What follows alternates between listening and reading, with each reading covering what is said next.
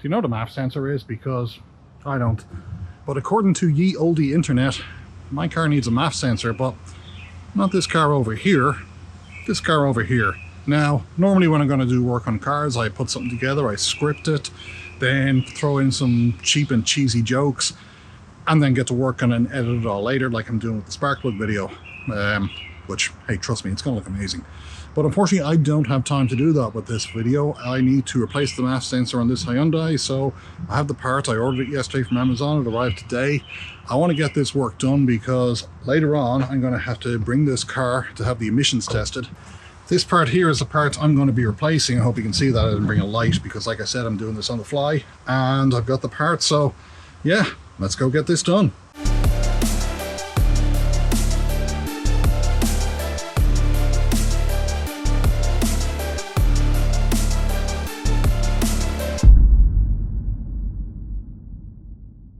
Hi there, welcome back to the channel. I do appreciate you tuning in. This is going to be kind of like a quick and dirty job. I have to replace the MAF sensor in this car. Just pull this bit off here. And I'm using a 2-camera setup, so hopefully I'll be able to sync up the audio nicely by giving a big clap. But yeah, I'm going to get this work done. I've got the spare part already, and I've never done this before, so this is kind of on the fly. It looks like I need to loosen these bits, pull this out, and I'm guessing I might need to pop this off to make room. While avoiding the battery. Yeah. Air filter looks clean, so I'm just going to pop this off and replace this bit. So time to get the bit from Amazon that I ordered. Now, when you order stuff from Amazon, it usually tells you whether or not the part is going to fit. And in this case it said, yep, this will fit the Hyundai Tucson 2005 model. The only time that ever didn't work for me is when I ordered a cabin filter for this car. Amazon said, yep, this will fit your car. And guess what? It didn't. Not at all. Okay, so this thing is certainly taped very well. In fact, that was just black tape around the outside of a shrink wrap bag. There was no need for it. Thank you, Amazon. Whoever sent this. Made in China. So there's a lot of stuff out there that says don't use cheap Chinese parts in your car, use original OEM parts, and for that, yeah, for the most part I will actually agree, believe it or not. I find the problem is with some OEM parts, they don't fit that well, or they just might not have the same build quality. In this case, I'm going for a cheap and dirty fix, so yeah, I didn't order an OEM part. And if it doesn't work, that's on me completely. Really hoping this is the same size. Oh, this is it. This is our little sensory bit here. Our MAF. It says premium on it. Just going to, let's get this box out of the way. It's going to apparently, sorry, got mosquitoes here as well. It's going to sit in there, have those hose clamps on it. So looks like I might need some sort of ratchety thingy. Like I said, I've never done this before, but I'm guessing that expands and this just pops off once I take this out. So I think I'll start in the back one, lift that up, pull the whole thing forward, and then take off the one at the front. Now, people are going to say, well, that is the wrong tool for the job, and yes, I agree. But I'm in a rush, and I can't see what the hell I'm doing, so lefty-loosey, righty-tighty. That's the part I know about.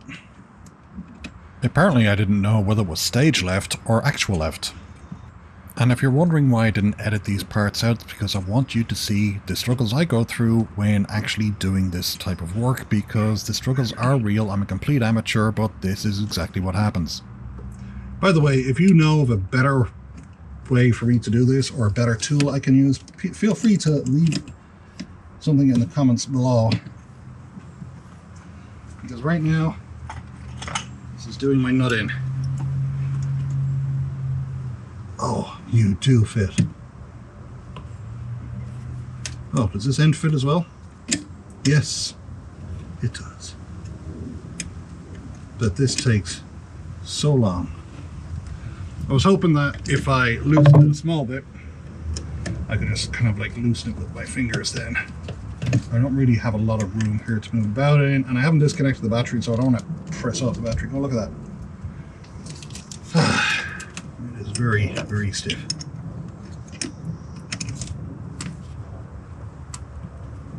That might be enough. And it's not. Jeez Louise. Okay, that's totally loose. This should pop off. I think I might need a screwdriver. Like a flathead one. Okay, screwdriver I think is what I'll need. Flathead one to kind of wedge this out of here. Just like that. And what do you know? Now, I'm not trying not to do this too forcefully. I don't want to break anything. Now that I've kind of wedged that, it has moved. I'm going to go and do the front one. So, why do I have two cars, you might ask? Well, what you're looking at here is the original Hyundai Tucson that I got when I was working out in a different part of Portland. Before that, I was kind of relying on the bus to get to and from work, I guess you could say. And that was not great. So, got the Hyundai Tucson because figured I need a four-wheel drive for this Pacific Northwest weather. But the Hyundai Tucson, yeah, where it is four-wheel drive, it is not what I would call a true four-wheel drive. It doesn't have a selectable high-low ratio kind of gear.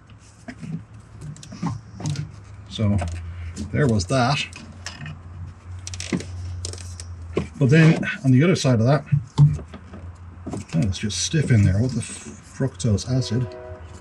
Oh, this is a clip of some sort. So on the other side of that, there's the Rodeo, which I absolutely love, and that belonged to my wife's sister. It was the first kind of four-wheel drive I drove when I came over from Ireland. In fact, when we got our property over here, that was the four-wheel drive that took us to our property, and it was way off grid. It was difficult to get to, so that four-wheel drive just performed splendidly. The problem I was facing here is that the MAF sensor boot seemed to be glued in place, but it was actually just stuck from about 14 years worth of dirt and grime, but I didn't realize this. So yeah, the Rodeo was the one I fell in love with. The Tucson was my daily driver.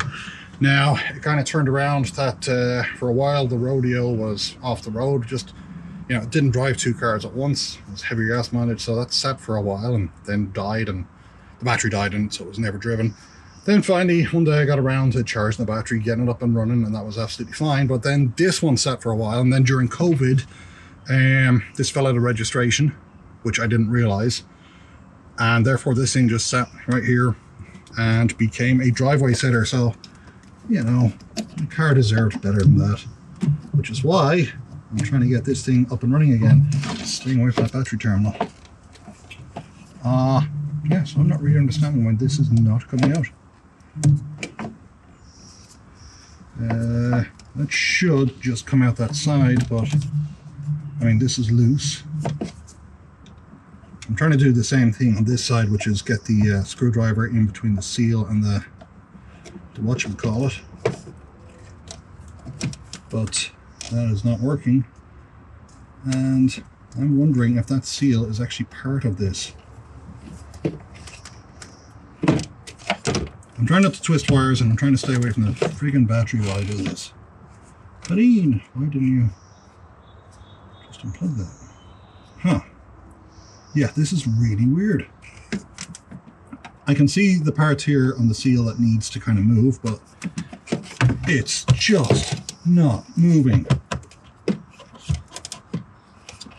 Yeah, it probably would have been easier just to... I'm actually not seeing anything wrong with the sensor at all. Which is weird. Now, here's my problem. Look.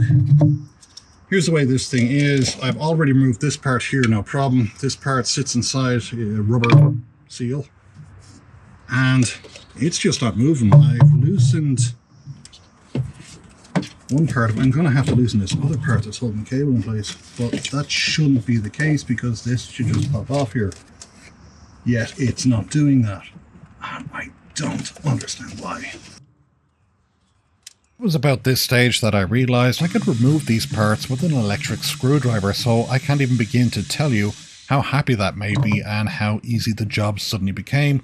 No more trying to use spanners or trying to use adjustable ratchets or whatever the hell they're called. You're asking the wrong person if you want to know these technical terms.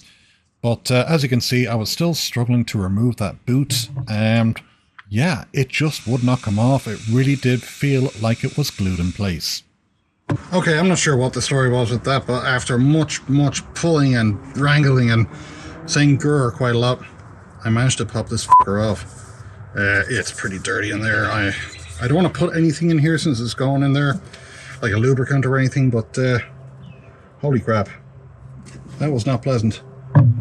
So now that we have the boot removed, we're going to put it on here and see if we can get this whole assembly back together. And I'm guessing it's not going to pop on nice and smooth and be... Okay, it popped on nice and smooth and I'm just a total liar. So let's tighten everything the freaking heck back up now that I know how to. Now we've got to line it up with the same wear and tear holes as before.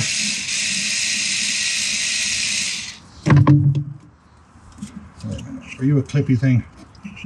Oh, you wear a clippy thing. So I need to unscrew you and go back the other way and then put you through there.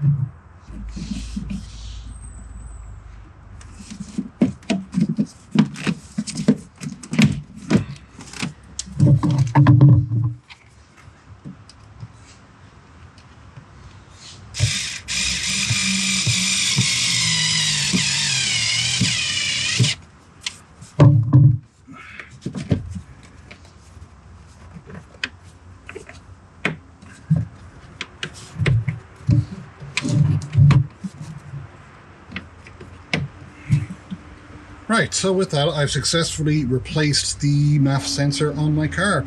The only thing to do now is to, with my very dirty hands, plug in my engine sensory OBDII scannery thing, which tells me all my error codes. I'll leave a link for that in the description, by the way. Get yourself one, you're going to need one. And then start her up, see how it goes. Yeah, so you can buy yourself many OBDII sensors, and they plug into the carport in your car and give you all the errors associated with your engine, which hopefully you don't have. But if you do have engine issues, it'll actually output an error code and transmit it to the app on your phone, so you know exactly what the problem is. This is the one that I use. It costs 10 bucks, and for 10 bucks, I reckon it's worth it. It's going to tell you, like I said, error codes, and then once you get an error code, you can actually look up directly on the web, you know, what the problem is. And for that, I use a free application called Torque, absolutely free. And that tells me everything I need to know. So yeah, get yourself one of these. I'm going to leave the link down in the description. It connects to this phone via Bluetooth. You can get ones that use Wi-Fi as well, whatever you prefer, but let's see what happens.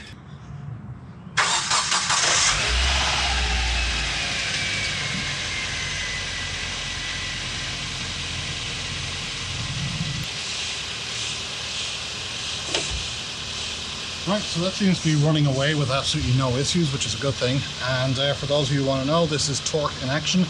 I'm pulling up real-time information from the car there. What's revving out, coolant levels, all that type of jazz. And what I'm going to do here is hit on fault codes, search for any fault codes, and that's reading that sensor in the car, which is reading the OBDII information from the onboard little computer in the car. And as you can see, no fault codes. I'm going to leave this running for about 5 or 10 minutes till the engine heats up properly, because one of the problems when you have a MAF sensor fault like that is that the engine might read that it's reached its operating temperature much too soon, and then when it's been driving a while, you might get a warning for icy conditions. And what's going to happen then is the engine's going to try and balance its fuel mixture for colder conditions, which is the wrong fuel mixture, which means you're either going to be using more fuel and running too rich, and that just basically depletes your engine, or it's going to lean out the fuel and you're not going to run rich enough. Either way, bad for the gas mileage, not great for your engine. It's going to put extra wear and tear on there, so you really want to tackle these little issues very quickly. And honestly, I have no idea what the hell I was doing. I basically managed to switch that out with a $30 part from Amazon. It was easy. The only thing I will say is that there's a little arrow on that MAF sensor, so if you do this, make sure the arrow is pointed in the right direction. The arrow is on top of there.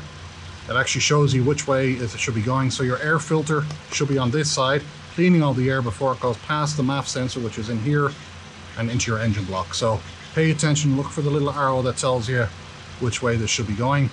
This is the air filter, and you want the arrow coming from the air filter into the engine to show you the direction of the airflow, and that air is going to be blowing into the engine as a result.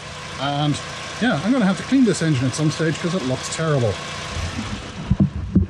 So there you go, that was a totally unrehearsed, unscripted DemonView drives live repair video, if you will. The SU has hopefully been fixed, and this car is ready to go for an emissions test, so that'll be happening probably sometime this week. So I hope you enjoyed this really raw, uncut, unhairdo video, and I will see you next time. Cheerio.